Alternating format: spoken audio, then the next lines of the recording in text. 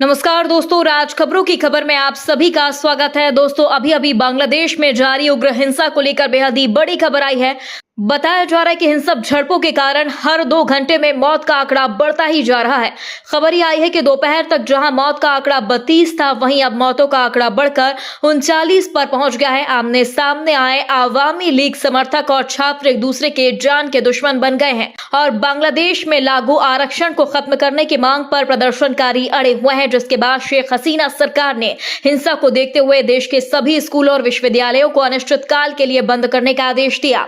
आपको बता दें कि बांग्लादेश में आरक्षण के खिलाफ जारी हिंसा अभी भी जारी है और अब तक इस हिंसा में 39 लोगों की मौत हो चुकी है। 2 सैकड़ा लोग घायल हैं। गुरुवार के बाद आज शुक्रवार को बांग्लादेश में बड़े पैमाने पर हिंसा हुई और इस दौरान प्रदर्शनकारियों ने ढाका स्थित सरकारी टीवी मुख्यालय को आग लगा दी और मुख्यालय में खड़ी सभी गाड़ियों को तबाह कर दिया। दोस्तों, आपको बता दें, एक दिन पहले यानी बुधवार को ही बांग्लादेश के सरकारी टीवी बीटीवी ने प्रधानमंत्री शेख हसीना का इंटरव्यू लिया था, जिसके बाद बांग्लादेश में प्रदर्शनकारी आरक्षण को खत्म करने की मांग पर अड़ गए हैं। शेख हसीना सरकार ने हिंसा को देखते हुए देश के सभी स्कूलों और विश्वविद्यालयों को अनिश्चितकाल के लिए बंद करने का आदेश दिया है।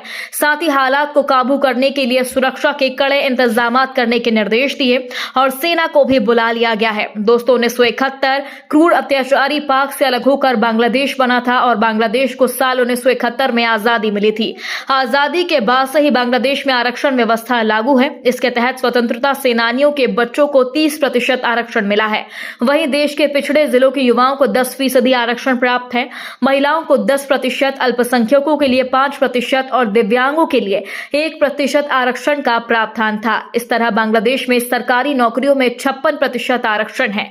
दोस्तों, साल 2018 में बांग्लादेश के युवाओं ने इस आरक्षण के खिलाफ प्रदर्शन किया क्योंकि इसमें पाक का हाथ था। इसके कारण कई महीनों तक चले प्रदर्शन के बाद बांग्लादेश सरकार ने आरक्षण खत्म करने का ऐलान किया। अब आपको बता दें कि पिछले महीने 5 जून को बांग्लादेश के सुप्रीम कोर्ट ने आदेश में फिर से आरक्षण की पुरानी व्यवस्था लागू करने का आदेश दिया और फिर क्या था, पाक ने बांग्लादेश में फिर आग लगा दी और दंगे भड़का दिए। शेख हसीना सरकार ने सुप्रीम कोर्ट के फैसले के खिलाफ अपील की है, लेकिन सुप्रीम कोर्ट ने आदेश को बरकरार रखा। इससे छात्र नाराज हो गए और उन्होंने विरोध प्रदर्शन शुरू कर दिया। बांग्लादेश के विश्वविद्यालयों से शुरू हुआ ये विरोध प्रदर्शन अब बढ़ते बढ़ते हिंसा में तब्दील हो गया है। बांग्लादेश की प्रधानमंत्री शेख हसीना ने सरकारी टीवी बीटीवी को दिए एक इंटरव्यू में लोगों से कानून व्यवस्था का पालन करने की अपील की और साथ ही प्रदर्शनकारियों की मौत पर दुख भी जताया।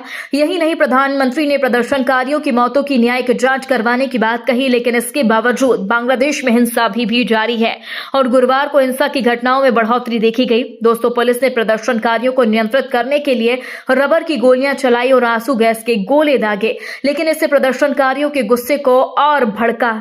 यही नहीं, प्रधानमंत्री ने प्रदर्शनकारियों की मौतों की न्यायिक जांच करवाने की बात कही, लेकिन इसके बावजूद बांग्लादेश में हिंसा अभी भी जारी है और गुरुवार को हिंसा की घटनाओं में बढ़ोतरी देखी गई। दोस्तों, पुलिस ने प्रदर्शनकारियों को नियंत्रित करने के लिए रबर की गोलियां चलाई और आंसू गैस के गोले भी दागे, लेकिन प्रदर्शनकारियों के गुस्से में और इजाफा हो गया। गुरुवार की हिंसा में 25 के तकरीबन प्रदर्शनकारी मारे जाने की खबर अभी तक सामने आई है, जो शुक्रवार सुबह तक 32 हो गया और कहा गया है कि अधिकतर लोग पुलिस की गोली का शिकार हुए। दोस्तों, हिंसा ने बांग्लादेश की राजधानी ढाका समेत देश के कई हिस्सों को अपनी चपेट में ले लिया है। प्रदर्शनकारियों का कहना है कि आरक्षण के चलते सिविल सेवाओं में उन लोगों के बच्चों का ज्यादा चयन होता है जिन्होंने बांग्लादेश की आजादी की लड़ाई में हिस्सा लिया था। यह वर्ग आमतौर पर शेख हसीना सरकार का समर्थक माना जाता है। प्रदर्शनकारियों का यह भी कहना है कि इसी वजह से नौकरशाही में उन लोगों की अधिकता है जो शेख हसीना सरकार के समर्थक हैं और इस तरह देश के अधिकतर संसाधनों पर सरकार समर्थक लोगों का कब्जा हो गया है।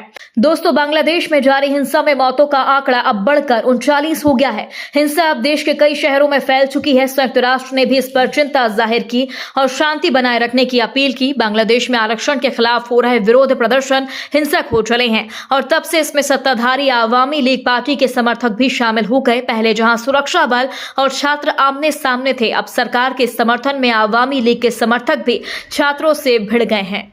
इसकी वजह से बांग्लादेश में अराजकता का माहौल बन गया है और कानूनी व्यवस्था बुरी तरह चरमरा गई, जिससे पाकिस्तान और भारत को भी बड़ा नुकसान होता हुआ देखा जा रहा है। पर भारत और बांग्लादेश दोनों पहले से ही इन्वेस्ट और रिक्वेस्ट हैं। वहीं पाकिस्तान इसमें आग में घी डालने का काम कर रहा है, इसलिए इसमें सबसे ज्यादा नुकसान पाकिस्तान से होता हुआ नजर आ रहा है और सरकार को उठाना पड़ रहा है। इससे पाकिस्तानी सेना भयभीत भी नजर आ रही है। दोस्तों, इस पूरी खबर पर आप अपनी राय जरूर दें। यदि आपने अभी तक हमारे चैनल को सब्सक्राइब नहीं किया तो प्लीज बेल आइकन दबाकर अभी हमारे चैनल को सब्सक्राइब करें। अगली ताजा खबर के साथ हम जल्द ही आपके बीच हाजिर होंगे। तब तक के लिए नमस्कार, जय हिंद।